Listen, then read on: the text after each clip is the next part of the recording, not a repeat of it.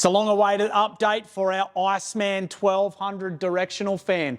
We've invested a serious amount of time into getting this product to the point where it is as good as we can make it. It's all direct drive now. Before it was belt driven. We wanted to really level up our game and get something that's a lot more robust, more user-friendly, less maintenance and issues across the board. We've got better IP rating, IP54 motor, so it's splash resistant, and an IP66 VSD, which is actually full washdown.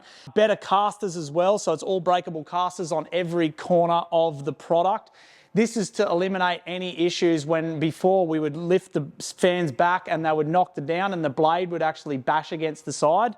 We wanted to eliminate that issue. Better handles, better handling, better front grills and stuff so that the wire actually doesn't cave in at all. This is all welded. A lot better protection, especially when it comes to places like basketball courts or anything like that. It can deal with a much heavy hitter.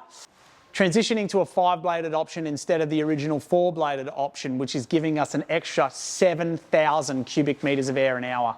Being direct drive with variable speed controls means that we can dial in the desired amount of airflow that any of our customers want.